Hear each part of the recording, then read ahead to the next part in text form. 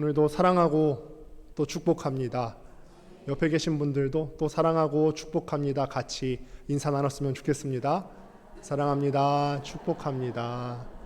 마음을 담으셔서 해야 됩니다. 오늘은 이 산지를 내게 주소서라는 제목으로 계속해서 여호수아 말씀을 함께 살펴보도록 하겠습니다. 여러분들 아마 많이 들어보셨을 텐데 미국의 전 대통령인 지미 카터라는 대통령의 이름을 많이 들어보셨을 거예요. 그런데 이 지미 카터 전 대통령은 옛날에 해군 복무 시절에 리 코보라고 했던 해군 제독과의 처음 만났던 일화를 주변 사람들에게 많이 이야기하였다고 합니다. 리 코보라고 하는 해군 제독이 처음에 지미 카터 대통령이 해군 사관학교를 막 졸업하고 배치를 받았을 때였습니다. 그래서 리 코보라고 하는 해군 제독 장군하고 처음으로 면담을 하게 되었었죠. 그래서 이 리 코보라고 하는 사람이 이 지미 카터 전 대통령에게 이렇게 물어봤어요. 해군 사관학교의 생활은 어땠는가? 성적이 어땠느냐는 말이죠. 그래서 지미 카터 대통령이 이렇게 얘기를 했죠. 여러분들이면은 전교 몇 등 정도 하면은 잘했을 것 같으세요? 해군 사관학교 전체 생도가 890명 정도 되는데 저는 거기서 59등으로 졸업했습니다. 전교 59등은 별로 안 놀라시네요. 다 100등 안에는 다 드셨나 봐요. 그렇죠? 890명 중에 59등 정도 하면은 전체 상위 퍼센트로 하면은 7% 정도 되는 건데 아마 우리 성도님들은 다 7% 정도는 다 드셨던 것 같습니다. 그랬더니 이 사람은 지미 카터 전 대통령은 아마 칭찬을 받을 줄 생각했나 봐요. 그래도 내가 상위 7% 정도는 됐으니까 장군님도 나를 칭찬해 주시겠지. 그런데 이 리코보라고 하는 제독이 한마디를 더 질문합니다. 자네는 항상 최선을 다했는가? 라고 질문합니다. 이 질문에 대해서 지미 카터 전 대통령이 정직하고 솔직하게 이렇게 대답했죠. 아니요. 아닙니다. 저는 항상 최선을 다하지는 못했습니다. 그때 이제 리코버라고 하는 해군 제독이 몇 분간 침묵을 이어갔다고 합니다. 여러분 한번 생각해 보세요. 해군 장군 앞에서 나의 대답을 듣고 몇 분간 침묵을 이어갔다고 하는데 그 자리가 얼마나 무거웠겠어요. 한참을 침묵을 이어가다가 이 해군 장군이 단 두 마디를 했다고 했어요. 어떤 말을 했냐면 Why not? 왜 그렇게 최선을 다하지 않았는가? 등수가 중요한 게 아니라 자네는 왜 최선을 다하지 않았는가? 이 지미 카터 대통령은 평생을 살아가면서 그 두 마디를 잊을 수 없는 말로 가슴속에 간직하면서 살아갔다고 합니다. 최선을 다하는 삶이라고 하는 것은 이 땅을 내딛고 살아가는 모든 사람들에게 필요한 삶의 양태예요. 더더군다나 예수님을 믿는 우리 그리스도인들에게 있어서 하나님 앞에서 내가 최선을 다하는 삶을 살아야 되겠다는 이런 삶의 자세는 반드시 필요한 자세이지요. 내가 하나님을 믿으면서 대충대충 교회만 다니고 끝나는 삶이 아니라 최선을 다하는 삶은 우리 믿는 그리스도인들에게 각별히 요구되는 항목입니다. 저번 시간에 기억하실지 모르겠지만 교사 헌신 예배 때 여러분들에게 말씀을 드린 바가 있습니다. 종말은 지금 오는 중이 아니라 이미 우리에게 왔다, 완료 시제로 쓰여졌다고 여러분들에게 말씀을 드린 바가 있어요. 그러니까 우리는 종말을 살아가고 있고 하나님의 심판대 위에 살아가고 있습니다. 심판대 위에서는 어떻게 살아야 된다고 했죠? 살얼음판에 걷는 것처럼 조심조심 살아가야 된다고 했어요. 그 하나님의 심판대 위에 살기 때문에 우리는 더더욱 최선을 다해야 되는 거죠. 그래서 이 질문에 반드시 대답을 할 수 있어야 된다고 했어요. 하나님, 내가 오늘 이 하루를 살아가는데 하나님을 기쁘시게 해드리는 일에 내가 최선을 다했는가? 또 한 가지 질문은 오늘 이 하루를 살아갈 때 하나님이 싫어하시는 일을 안 하기 위해서 나는 최선을 다해서 이 심판대 위의 삶을 살고 있는가? 이 질문에 대답을 잘 하셔야지 우리의 미래가 달려있고 우리의 앞으로의 삶이 달려있다고 했습니다. 오늘 본문을 보면은 하나님을 섬기는 일에 최선을 다하면서 자신의 인생의 말년을 아름답게 살아가고 있는 두 사람이 나오게 되는데 바로 여호수아와 갈렙, 특별히 오늘은 갈렙의 삶을 조명하면서 우리의 삶을 돌아볼 수 있는 시간이 될 수 있게 되기를 주님의 이름으로 축복합니다. 앞선 이야기를 보시게 되면은 여호수아가 가나안 5 왕들의 연합군을 완전히 무찔렀습니다. 하나님께서 이스라엘을 위해서 싸우시고 계셨기 때문에 이스라엘 사람들은 정식으로 군인 훈련을 안 받았음에도 불구하고 연전연승했습니다. 하나님께서 이 사람들은 아무런 자격이 되지 않는 사람들이지만 하나님께서 그들을 위하셨어요. 그들을 위해서 당신이 이 우주 세상 가운데서 창조하신 그 우주의 법칙, 태양을 늦추시고 달을 늦추시고 또 요단 강물을 막아 세우시면서까지 이 이스라엘 사람들을 위해서 싸우셨습니다. 하나님이 함께 하시는데 누가 이 백성을 막을 수 있었겠습니까? 그래서 이스라엘 사람들이 가나안 5왕들의 연합군을 물리치고 파죽지세로 북쪽과 남쪽을 연이어 점령해 나갑니다. 그게 바로 11장과 12장 앞선 장의 내용입니다. 그러니까 가나안 땅은요, 이스라엘 사람들이 강하고 군대 훈련을 잘 받아서 이 사람들이 어떤 특출난 능력이 있어서 전략을 잘 짜서 내가 내 전략대로 내 능력대로 받은 땅이 아니라 내가 두 손을 벌려서 하나님 앞에 나아가면은 그 두 손 가운데 하나님께서 얹어주신 땅이라고 지난 시간에 말씀을 드린 바가 있습니다.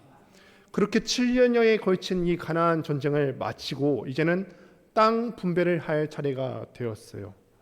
이스라엘의 각 지파가 그 땅에 들어가서 기업으로 삼고 땅을 분배받아서 그 땅을 터전으로 삼고 살아가야 됩니다. 땅 분배 어떻게 하면 좋을까요? 우리 권능교회 성도님들이 여기에 모인 모두가 다 모여서 땅 분배를 한다고 하면 나는 어떤 땅 받으면 좋을 것 같으세요? 역세권 좋지 않으십니까? 직산 역세권. 어떻게 분배해야 될까요? 가장 세고 가장 인구가 많은 지파는 가장 넓은 땅을 받으면 될까요? 그렇게 하면 좋겠습니까? 숫자가 적은 지파는 좁은 땅을 받아도 그 좁은 땅 내에서 충분히 살 수 있으니까 숫자가 적은 지파는 작은 땅을 받아야 되겠습니까? 아니요. 절대로 그럴 수가 없습니다. 그렇게 나누는 방식은 여태껏 가나안 전쟁을 치러왔던 방식이 아니에요. 우리 지파는 크고 강해.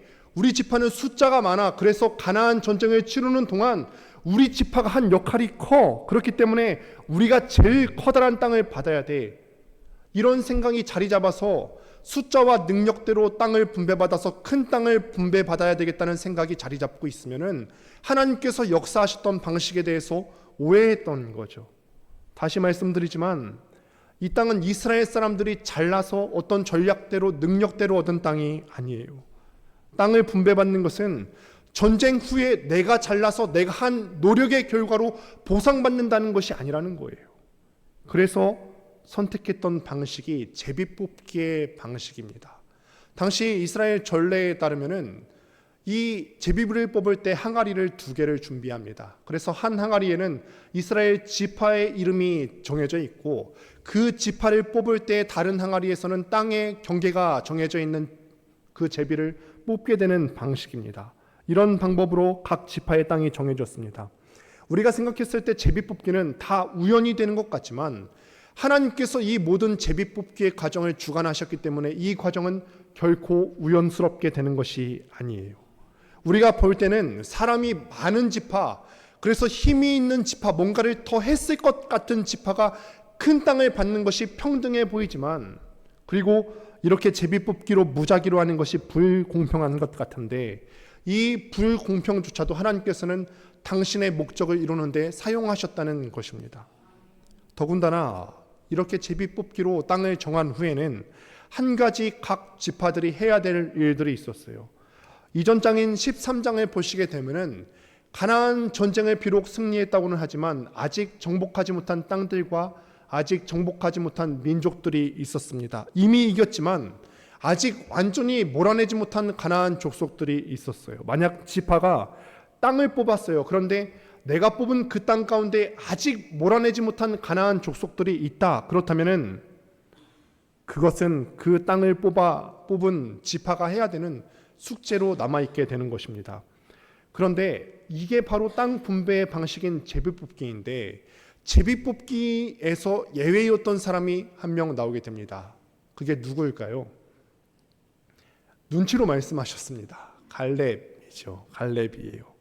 그 사람이 바로 갈렙입니다. 다른 지파들은 각자 제비뽑기로 자기 땅을 받아갈 수 있는 것이지, 이 땅을 주세요 혹은 저 땅이 넓으니까 우리 족속이 살만합니다, 자기의 주장을 함부로, 자기의 권리를 함부로 주장할 수가 없었어요. 그런데 갈렙만이 이 땅 주세요라고 예외적인 상황을 적용해서 말하는 것을 우리가 볼 수가 있습니다.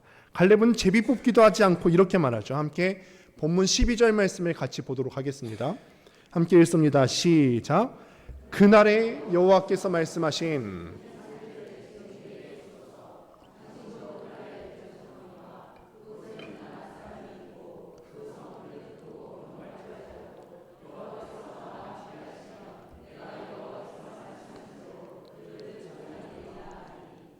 제비 뽑기도 하지 않고 이 갈렙이 하는 말이 무슨 말이냐면은, 이 산지, 정확히 얘기하자면 이 산지에 속해 있는 헤브론 땅을 나에게 주십시오라고 갈렙이 여호수아에게 요청을 합니다. 헤브론의 지도를 한번 보실까요? 헤브론의 지도를 준비를 해왔는데요. 헤브론은 해발 960m 정도의 위치에 있어요. 그러면 우리는 그 전 사진이에요. 960m 정도의 위치에 있으면 이 땅은 뭔가 농업하기도 힘들고 목축하기가 힘들겠다 이렇게 생각하기 쉬운데, 전 지도를 보여주세요. 이 땅은 고대의 도로들이 관통하는 교통의 요지였습니다. 그래서 아주 오랜 시절부터 교통의 요지였기 때문에 사람들이 정착했던 그런 곳입니다. 그래서 이 지도를 보시게 되면은 이곳은 산맥에 위치해 있습니다. 해발 약 960m인데 높은 지대이기는 하지만 이곳에서는 샘과 우물이 충분히 있었기 때문에 충분한 수확을 기대할 수 있었던 곳이에요. 그래서 이전에 정탐했던 장면을 보시게 되면은 민수기 14장 23절을 보면은 이스라엘 사람들이 가나안 땅을 목전에 두고 12 정탐꾼들을 보내게 되는데, 이 12 정탐꾼들이 헤브론 땅 근처에 있는 에스골 골짜기라고 하는 곳에서 포도송이를 하나 들고 오게 됩니다. 그런데 이 포도송이가 얼마나 큰지 포도송이 하나를 2사람이 메고 왔다라고 기록을 합니다. 그 정도였으니까 만약에 이 땅에 들어가게 된다면, 헤브론 땅에서는 내가 이 땅을 차지하게 된다면 내가 풍성한 수확을 기대해 볼 수 있겠다, 바로 그런 곳이었다는 거죠. 그런 땅을 갈렙이 제비 뽑기도 하지 않고 이렇게 당당하게 달라고 말할 수 있었던 이유가 있다는 것입니다. 그 이유는 무엇이냐면은, 하나님께서 바로 그날에 45년 전 바로 그날에 아주 오래전에 갈렙에게 약속했던 땅이기 때문이죠. 오늘 갈렙이 주장하는 근거를 보기 위해서 우리는 이 갈렙의 시대로부터 45년 전의 일을 다시 한번 볼 필요가 있습니다. 이스라엘 사람들이 출애굽을 했습니다. 이제는 가데스 바네아라고 하는 곳까지 진출해 와서 요단강을 앞에 두고 가나안 땅을 목전에 두고 있는 상황입니다. 드디어 요단강만 건너가면은 하나님께서 이스라엘 사람들에게 약속하셨던 그 젖과 꿀이 흐르는 가나안 땅에 들어갈 수가 있습니다. 모세는 이 가나안 땅을 목전에 두고 각 지파에서 대표 1명씩을 뽑아서 12명의 정탐꾼을 선발하게 됩니다. 그래서 이 정탐꾼을 가나안 땅에 보내면서 여러 가지 것들을 얻어오게 해요. 이 땅이 얼마나 기름진가, 이 땅에 살고 있는 그 적군들은 얼마나 강대한가, 또 이 땅의 사람들은 얼마나 강대하고 또 지형은 어떠한지 살펴보라고 12 정탐꾼을 보냅니다. 그런데 하필 이 12 정탐꾼을 보내는 지역이 어디냐면은, 가나안 전체 지도를 보게 되면은 남부 지역이 산간지대, 그 중에서 헤브론 지대로 보내게 되는데, 그 헤브론 지대에서 살고 있었던 사람은 아낙 자손이라고 하는 사람이에요. 아낙 자손은 거인족으로 잘 알려져 있었던 그런 족속이지요. 그래서 40일 동안 땅을 정탐한 후에 돌아와서 이 정탐꾼들이 보고를 하게 됩니다. 우리가 이미 알다시피 10명의 정탐꾼들은 부정적인 보고를 했어요. 우리가 와서 보니까 이 땅에 젖과 꿀이 흐르는 땅은 맞습니다. 수확이 풍성하고 하나님께서 말씀하신 대로 젖과 꿀이 흐르는 땅은 맞습니다. 그러나 그 땅에 살고 있는 사람들은 아낙 자손인데 우리가 봤을 때 엄청나게 거대한 사람이고, 그들의 거대함에 비추어 봤을 때 우리는 메뚜기와 같습니다. 아마 그들이 보기에도 우리가 메뚜기 같아 보였을걸요. 이렇게 보고를 합니다. 단 2명의 정탐꾼, 여호수아와 갈렙만이 긍정적인 보고를 하죠. 우리가 올라가서 그 땅을 취합시다. 하나님이 우리와 함께 하시면 우리가 그 땅을 얻을 수 있습니다. 그날 이 자신이 했던 보고에 대해서 이 갈렙이 45년이 지난 오늘 본문에 이르러서 이렇게 얘기하는데 7절, 오늘 본문 7절 말씀을 같이 한번 보도록 하겠습니다. 함께 읽습니다. 시작. 내 나이 40세에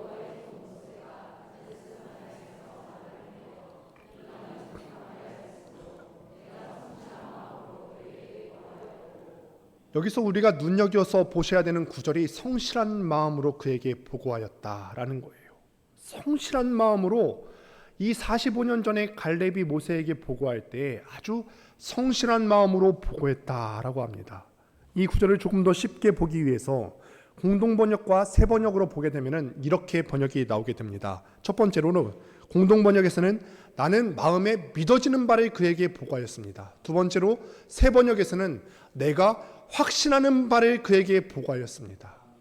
개역개정에서는 성실한 마음으로 보고했다고 하는데 이렇게 보면은 우리가 어떤 마음으로 갈렙이 여호수아에게 모세에게 보고했는지를 조금 더 명확하게 알 수가 있죠. 지금 갈렙도 다른 거 본 거 아니에요. 다른 부정적인 보고를 했던 열 정탐꾼과 똑같은 것을 보고 왔어요. 키가 장대같이 큰 안악자손도 봤고요.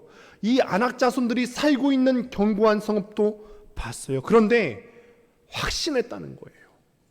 하나님이 함께 하시면은 키가 장대같이 큰 그 안악자손도 견고한 성읍도 상관없다는 거예요. 이게 갈렙이 확신했다는 거죠. 이게 믿음이라는 것입니다. 갈렙이 이런 믿음이 있었는데 어떻게 이런 믿음이 있었을까? 유다 지파의 대표니까 그랬을까요? 그래도 이스라엘에서 유다 지파 하면은 가장 인구수가 많은 지파고 알아주는 집안이니까 그 집안에서 갈렙이 교육을 잘 받았으니까 갈렙이 당연히 이런 믿음이 있었겠지. 그게 아닙니다. 오늘 본문 6절을 시작하면서 갈렙은 그니스 사람이라고 합니다. 우리는 이 단어를 창세기 15장 19절에서 처음 볼 수 있는데 하나님께서 아브라함에게 약속하시는 장면이죠. 뭐라고 약속하시냐면 아브라함아 잘 들어라. 내가 너에게 땅을 줄 것인데 그 땅을 차지할 때 그 땅에 거주하고 있었던 민족들을 다 물리쳐야 될 거야. 그 물리쳐야 되는 족속 중에 하나가 바로 그니스 사람입니다. 한마디로 이방인 출신이었죠. 그런데 어떤 연유에서인지 이 갈렙이 이스라엘 민족으로 편입하게 되었습니다. 이스라엘과 이방 족속과의 그런 통혼이 흔한 것은 아니었지만 라합의 경우도 그렇고 갈렙의 경우도 그렇고 이방 족속이 편입하는 경우가 아예 없었던 것은 아닌 것으로 보입니다. 다만 여호와 신앙이 없었다면은 이스라엘 사람으로 계속해서 남아 있을 수는 없었겠죠. 하여간 이 갈렙이 지금 이스라엘 민족으로 편입이 되었어요. 핏줄부터 순수하게 야곱의 혈통을 이어받은 것은 아니지만 여타의 다른 이스라엘 민족들과 마찬가지로 출애굽을 하면서 하나님께서 이스라엘 사람들을 위해서 어떻게 기적을 이끌어 주셨는지, 하나님께서 이스라엘 사람들을 편들어 주셔서 어떻게 기적을 일으켜 주셨는지, 어떻게 일하시는지 갈렙이 다 봤다는 거예요. 하나님이 출애굽을 하면서 얼마나 많은 기적을 일으키셨습니까? 많은 기적을 일으켜서 이 정도 되면 믿어줄만 하지 않겠니? 그런데도 이런 하나님을 믿지 못하고 부정적인 보고를 하고 있는 열 정탐꾼에 대해서 하나님이 오죽하면 이렇게까지 말씀을 하세요. 민수기 14장 11절 말씀 같이 또 보도록 하겠습니다. 함께 읽습니다. 시작. 여호와께서 모세에게 이르시되 이 백성이 어느 때까지 나를 멸시하겠느냐?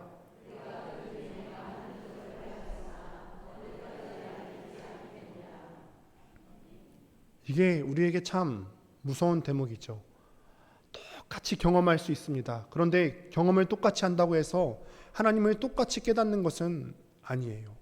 여기 앉아 계셔서 똑같이 말씀 듣습니다. 수요 예배 드리고 주일 예배 똑같이 말씀 듣지만 똑같이 말씀 듣는 시간 가진다고 해서 하나님을 똑같이 경험한다는 것은 아니라는 거예요. 이게 무서운 점인 거죠. 10명의 정탐꾼이나 여호수아와 갈렙이나 똑같이 경험했어요. 하나님께서 이스라엘 사람들을 위해 일하시는 것을 똑같이 경험했어요. 그런데 10명의 정탐꾼은 그럼에도 하나님을 믿지 못했고 갈렙은 도우시는 하나님을 바라볼 수 있게 된 거죠. 지금까지 우리가 출애굽하면서 하나님께서 우리를 위해서 얼마나 많이 일해 주셨어. 이번에도 지금까지 우리를 도와주신 것과 똑같은 방식으로 이번에도 틀림없이 우리를 도와주실 거야. 안악자손이 크다고 상관없어. 이번에도 똑같이 이전에 하던 바와 마찬가지로 우리를 도와주실 거야.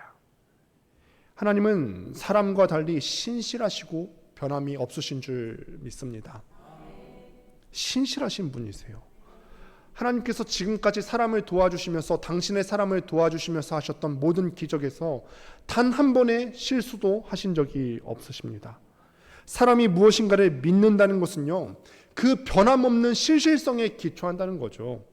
만약에 하나님이 실수하신다면 하나님께서 100개의 일을 하시는데 99개는 성공하시는데 1개를 실수하신다고 한번 생각해 보실까요?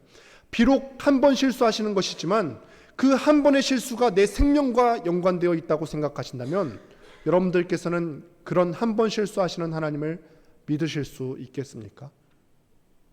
없으시겠죠. 99번 많이 성공했어도 한 번 실수하는 것 때문에 그 신실성은 깨지는 거예요. 그런데 하나님은요, 단 한 번의 실수도 하신 적이 없으세요. 이번 주 월요일에 있었던 일이에요. 제가 높은 곳에 물건을 두어서 저 높은 곳에 있었던 물건을 꺼내야 되는데 주변을 둘러보니까 밟고 올라갈 만한 것도 없고 또 제 손도 닿지 않는 곳이라서 어떻게 저 물건을 꺼낼 수 있을까 많이 생각했어요. 그래서 주변을 둘러보니까 사람들이 눈에 띄었어요. 제 가족들이 눈에 띄었는데 아내를 보니까 제가 아내를 목마 태울 수 있을 것 같진 않고 하일이를 보니까 하일이도 안 될 것 같아요. 둘째 시엘이도 보니까 시엘이도 쉽지는 않을 것 같지만 얘는 잘하면 될 수 있겠다 싶어서 목마를 태웠습니다. 그래서 그 물건을 꺼냈죠. 다행스럽게 그 물건을 잘 꺼냈어요. 저는 내친 김에 그런 생각을 해봤어요. 하일이는 어렸을 때 목마를 자주 태워줬는데 둘째는 그런 기억이 별로 없지. 한번 태운 김에 내려갔다 다시 태우면 힘드니까 좀 오래 태워줘 볼까? 그래서 저는 선한 마음으로 시엘이에게 물어봤어요. 시엘아, 아빠가 조금 더 목마 태워줄까? 했더니 시엘이가 단칼에 거절했어요. 아니 싫어. 내려줘. 무서워. 만약에 아빠가 한 번의 실수도 없이 이 목마를 태울 수 있을 거라는 믿음이 있었다면 이 시엘이가 계속 태워준다고 했을 때 그렇게 하라고 했겠지요. 근데 저는 종종 시엘을 안을 때면은 제가 일부러 하는 것은 아닌데 의지와 상관없이 신음소리를 냅니다. 아이고 무거워서 저도 모르게 탄식이 뱉어져요. 아마 그래서인지 시엘이가 불안감을 느껴서인지 더 이상 목마를 태워달라고 하지 않더라고요. 얼마나 하나님을 신뢰하는지에 대해서는 정탐꾼들이 했던 보고의 내용에 대해서도 잘 나타나 있습니다. 먼저 부정적인 10명의 정탐꾼들이 했던 보고를 보시겠습니다. 민수기 13장 31절부터 33절 확인하실 텐데 말씀을 보시면서 특이했던 것을 한 가지를 꼭 찾아보시길 바랍니다. 같이 한번 읽습니다. 시작. 그와 함께 올라갔던 사람들은 이르되 우리는 능히 올라가서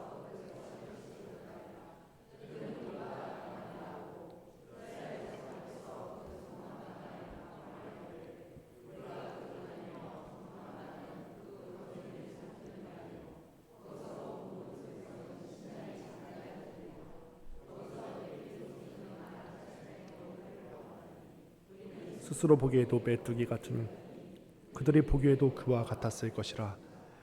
이것이 10명의 부정적인 보고를 했던 정탐꾼들의 보고입니다. 그런데 뭔가 이상한 것 찾으셨습니까 혹시? 이상한 것 찾으셨어요? 이들이 보고하면서 단 한 번도 하나님을 얘기하지 않아요.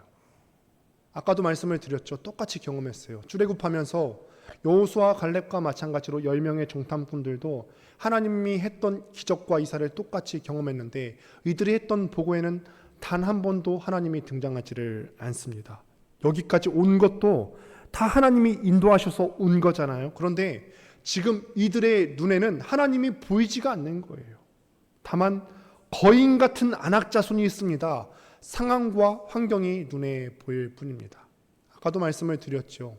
우리가 똑같은 경험을 한다고 똑같은 하나님을 경험하는 것은 아닙니다.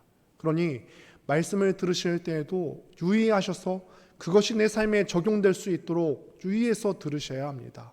내가 말씀을 들을 때 똑같이 경험한다고 해서 우리 입에서 다 하나님이 나오는 게 아니에요. 그 하나님이 경험된 사람만 우리의 삶 가운데서 하나님이 나올 수 있는 거죠. 그러니 이것을 각별히 유의하시기를 바랍니다. 반면에 여호수아와 갈렙이 했던 보고를 보시겠습니다. 민수기 14장 7절부터 9절을 같이 한번 읽습니다. 시작. 이스라엘 자손의 온 회중에게 말하여 이르되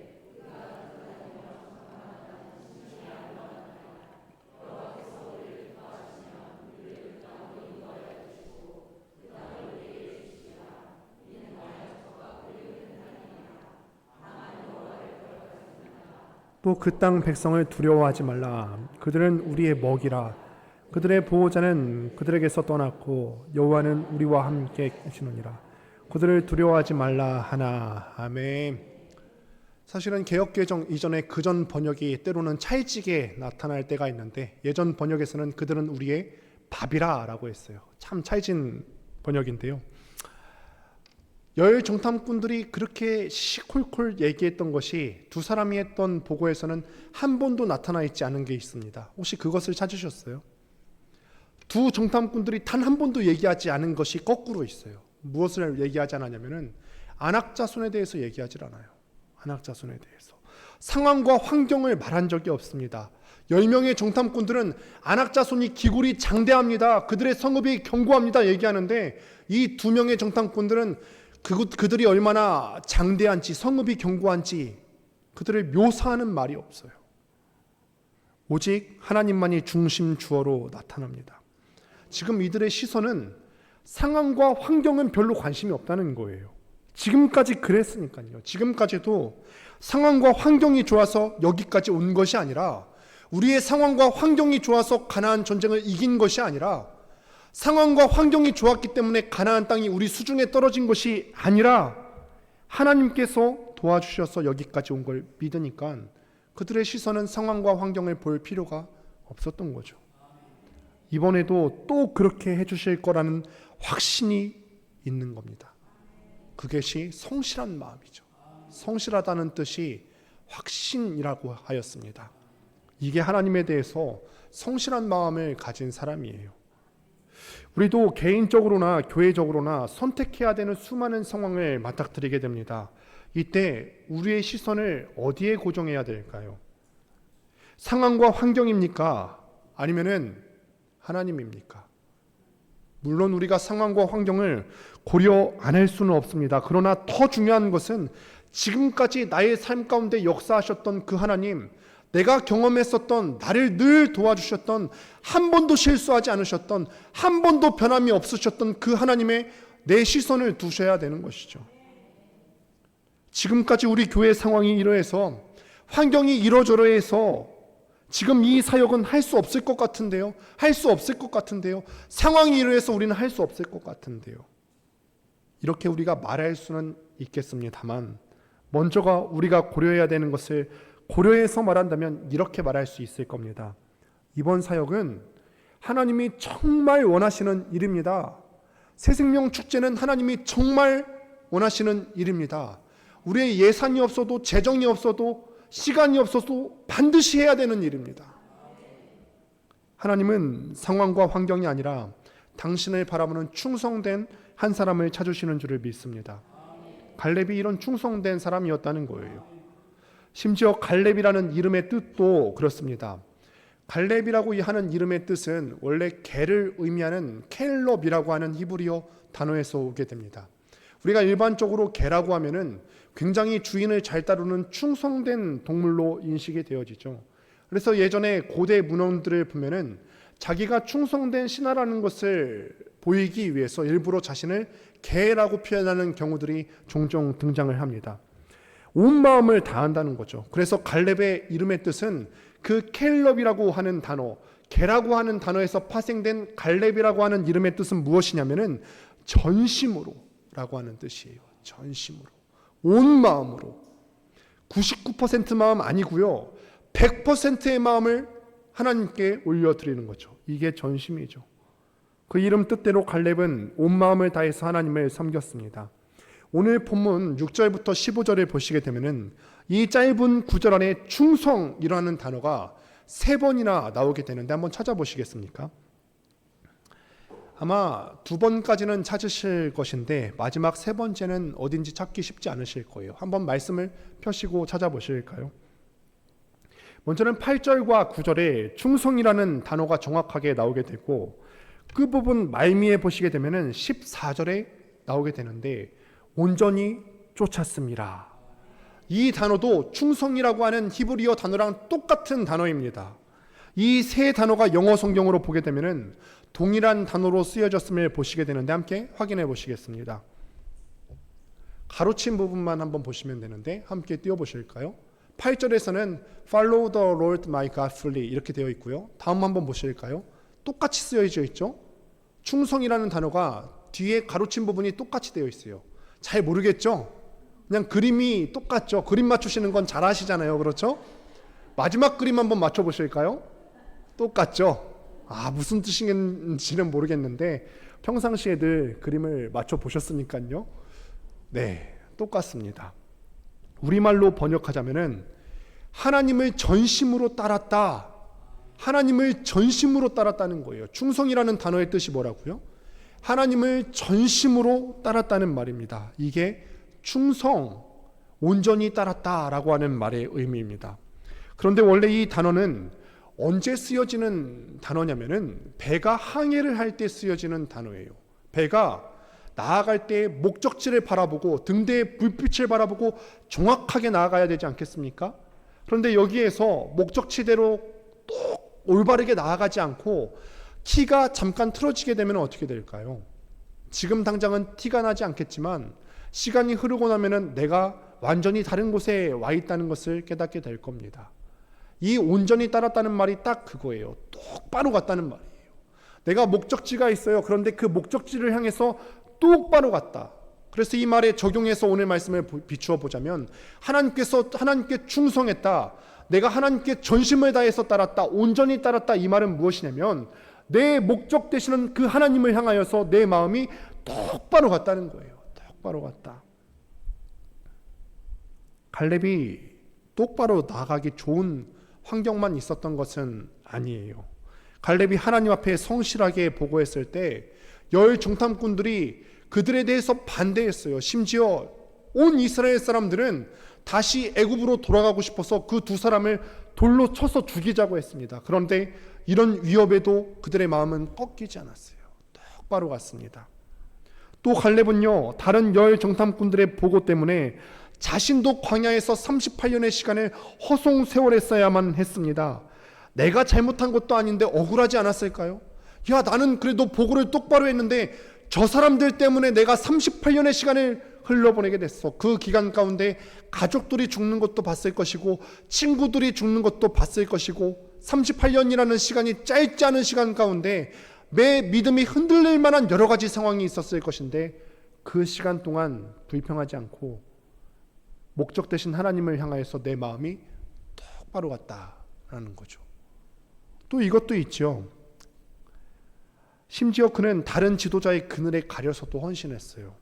갈렙도 비록 이방 족속인 그니스 사람, 그니스 출신이기는 했지만 유다 지파의 대표로 뽑혔을 정도면은 갈렙도 탁월한 사람이잖아요. 그런데 자기가 그렇게 탁월함에도 불구하고 심지어는 긍정적인 보고를 했던 두 사람 중 한 명이었음에도 불구하고 모세가 죽은 후에 여호수아가 지도자로 세워지는 모습을 보았습니다. 그럼에도 하나님께서 자신에게 어떤 지위를 맡기시든 흔들리지 않고 똑바로 갔습니다. 우리가 교회를 다니다 보면은 때론 그럴 때가 있죠. 맡겨준 직분이 내 마음에 안 들 때가 있어요. 이럴 때 우리의 마음이 흔들리시면 안 돼요. 저 자리가 조금 더 사람들이 알아주는 자리인 것 같은데 여러분 자리를 탐내시면 안 되고 하나님께서 우리에게 맡겨주신 사명에 집중하셔야 될 줄로 믿습니다. 그것이 우리의 마음이 똑바로 가는 거죠. 하나님께서 이런 갈렙의 충성을 아시고는 그에게 땅을 약속하십니다. 민수기 14장 24절 말씀 같이 한번 보도록 하겠습니다. 함께 읽습니다. 시작. 그러나 내 종 갈렙은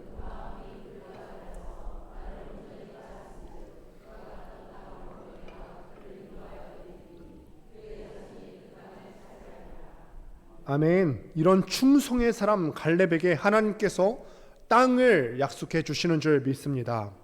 그리고는 45년이 지났고 지금 갈렙이 어느덧 85세가 되었습니다. 이스라엘이 가나안 전쟁에서 승리하기는 했지만 아직 몰아내야 되는 적들이 있는 상황입니다. 그런 가운데 갈렙이 45년 전에 하나님께서 하신 약속의 말씀, 그거 기억하고 나서 그 말씀 붙들고 여호수아에게 간청하는 것입니다. 이 산지를 내게 주옵소서, 헤브론 땅을 내게 주옵소서. 그날에 45년 전 그날에 하나님께서 나에게 약속하신 그 땅 나에게 주옵소서. 갈렙이 이 말을 할 때 상황이 정리돼서 편한 상황이 돼서 이 말을 했던 것이 아닙니다. 상황과 환경은 그대로입니다. 아낙 자손은 여전히 그 땅에 있고 견고한 성읍도 그대로입니다. 그런데 적들도 그대로인데 그대로인 게 하나 더 있죠. 갈렙의 신앙이에요. 14절 말씀을 보면은 세월이 흘렀음에도 불구하고 갈렙이 여전히 하나님을 온전히 쫓고 있는 모습을 볼 수가 있어요. 45년 전부터 지금까지 충성되게 온전히 똑바로 왔어요. 11절 말씀 다시 한번 보도록 하겠습니다. 함께 읽습니다. 시작. 모세가 나를 보내던 날과 같이 오늘도 내가 여전히 간건하니 내 힘이 그때나 지금이나 같아서 싸움에나 출입에 감당할 수 있으니. 지금 갈렙의 나이가 85세입니다. 그런데 자신이 하는 말이 뭐냐면 내가 그때나 지금이나 청년의 때나 지금의 때나 여전히 강건하다는 거예요. 이게 실제로 육체의 힘이 여전히 강건하다는 그런 말일까요? 아니죠. 히브리어에서 청년이라고 하는 히브리어 단어 바후르라고 하는 단어가 있는데 이 말은 무슨 뜻이냐면 하나님으로부터 선택된 자, 하나님으로부터 받은 사명이 있어서 그 사명을 위해서 선택된 자, 이 단어에서 파생된 단어가 바후르, 청년이라고 하는 단어입니다. 하나님으로부터 받은 사명이 있는 사람은 나이에 상관없이 청년같이 살아가는 거예요. 하나님으로부터 선택받은 그 사명, 이거 감당하는 사람은 나이에 상관없이 청년으로 살아가는 거죠. 그래서 우리가 기억해야 될 것은 우리에게 은퇴는 있지만 사명이 멈추는 일은 없습니다. 하나님의 사명을 감당하는 사람은 하나님이 공급하시는 힘으로 하기 때문에 늘 청년같이 힘있게 감당할 수가 있는 거죠. 그렇기 때문에 85세가 된 지금도 이 장대한 아낙 자손을 앞에 두고 이 선지를 내게 주소서, 내가 사명이 끝나지 않았습니다. 이 산지를 내게 주소서, 하나님께서 주시는 힘으로 내가 감당해 보겠습니다. 말씀을 맺습니다. 갈렙이 여호수아에게 말한 이 산지를 내게 주소서라고 하는 말은 허무맹랑한 어떤 근거가 없는 소리가 아니라 믿음의 표현이에요. 이 산지를 내게 주소서. 아직 그 땅에는 아낙 자손이 있습니다. 그 기골이 장대한 아낙 자손이 있고 견고한 성읍도 있습니다. 상황과 환경은 여전히 쉽지 않습니다. 내가 그거 알고 있어요. 그러나 하나님이 함께 하시면은 지금까지 하나님께서 나의 삶에 개입해 주시고 지금까지 여태까지 나의 삶을 승리로 이끌어 주셨던 것처럼 이번 역시도 그렇게 해 주실 줄로 믿습니다. 반주 주시죠. 동일한 고백이에요. 하나님, 이 산지를 내게 주세요. 아낙 자손과 같은 거대한 문제들이 내 삶 가운데 여전히 자리하고 있습니다. 가정의 문제도 있고 아낙 자손 같은 그 견고한 성읍 같은 가정의 문제도 있고 자녀의 문제도 있습니다. 건강의 문제도 있고 사업의 문제도 있고 관계의 문제도 있습니다. 이거 쉽지 않습니다. 그러나 하나님이 함께 하시면은 지금까지 내 인생에 개입하셔서 지금까지 내 인생에 도와주셨던 것처럼 이번에도 넉넉하게 이기게 해주실 줄로 믿습니다. 이런 믿음의 고백으로 살아갈 수 있게 되기를 주님의 이름으로 축원드립니다. 오늘 시간에 우리의 고백을 담아서 찬양을